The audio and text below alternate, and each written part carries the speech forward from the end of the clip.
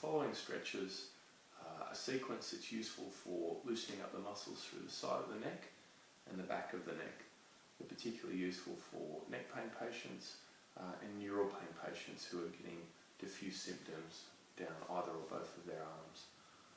The first movement, tuck a hand behind the small of your back, stand up nice and tall, relax the shoulders so that there's no tension through the neck. Don't want to hold the shoulders hitched like so.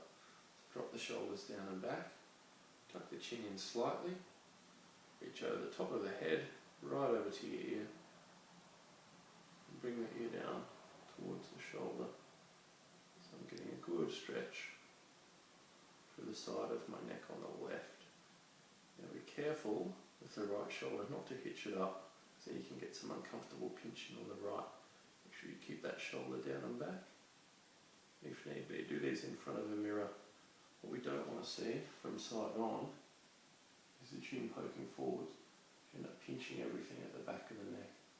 So hold that for 10 or 15 seconds and we repeat it towards the opposite side. It's quite an isolated stretch straight down the side of the neck.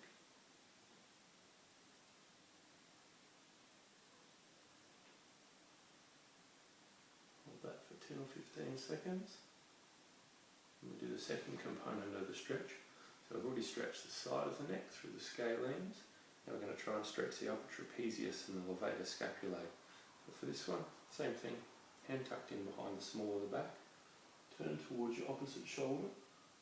Reach right over the top of your head. If you use the occiput as your lever to tuck in towards the armpit.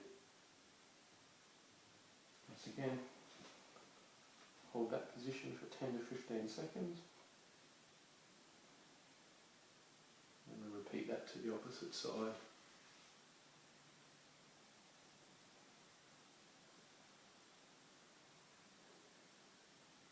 And just relax your breathing.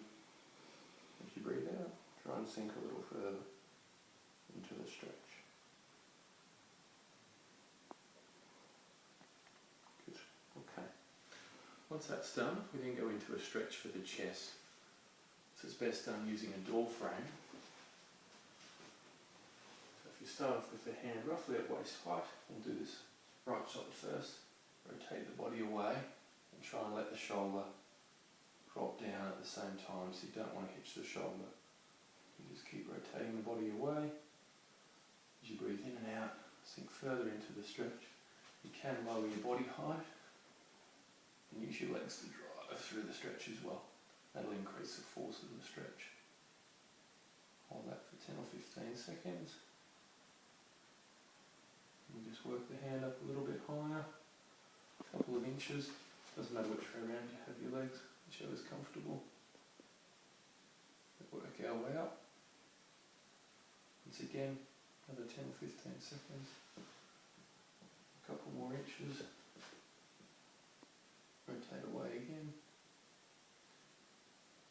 And so on and so forth. So you can work right about.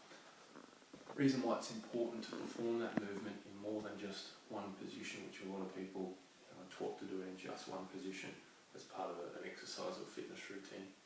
Particularly if you're having problems, the muscle gets tight through its entire muscle.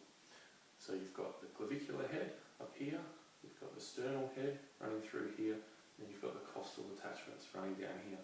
So the pec major, it's a big fan-shaped muscle, and unless you're stretching it in a variety of positions, you're not going to be getting an effective stretch throughout the entire muscle. Okay, one of the last things that we'll do as part of this routine is to use a tennis ball to release some of the muscles between the shoulder blades. So this is a handy little trick to use at home.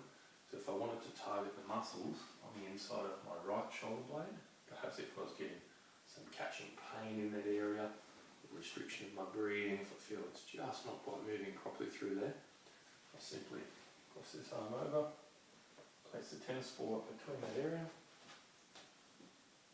put my back against the wall, and then just roll up and down. If I find a tender spot, I just use my legs to rock my body around in some small circles, and break up the tension through there. There's no limit on how often you do this or how long you'd spend. Usually 2 or 3 minutes. There's a nice release through there.